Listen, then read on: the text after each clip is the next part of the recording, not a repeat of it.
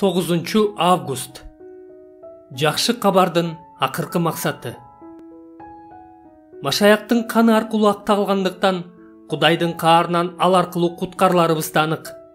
Анткени биз Кудайдын душманы болуп туруп, уулунун өлүмү аркылуу аны менен элдешип жатсак, анда элдешкенден кийин уулунун өмүрү аркылуу куткарыларыбыз да анык.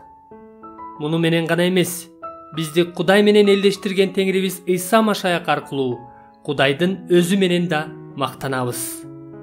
Римдиктер 5-бөлүм 9-аяттан 11-аятка чейин.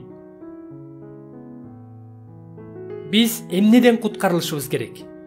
Бул жөнүндө 9-аятта так айтылган. Машаяктын каны аркылуу акталгандыктан Кудайдын каарынан ал аркылуу куткарыларыбыз да анык.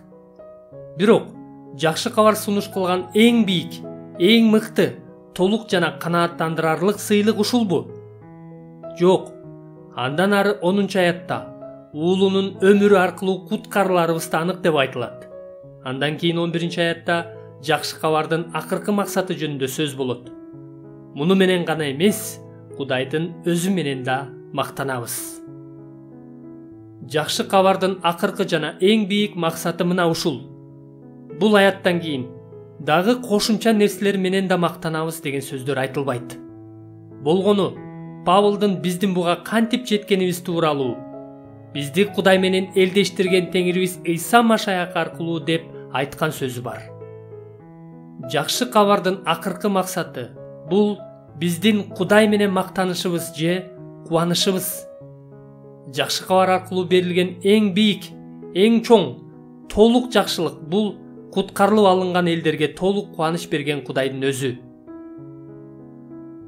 Кудай Машаяктын өлүмү аркылуу өзү кун төлөдү жана ал Машаяк аркылуу өзүн сыйлык катары берди. Римдиктер 5-бөлүм 6-аяттан 8-аятка чейин жана 11-аят. Андыктан жакшы кабар бул биз Кудайга ээ болуп, түбөлүк кубанычка бөлүнүшүбүз үчүн ал акысын төлөгөнүн жар салган кубанычтуу кабар.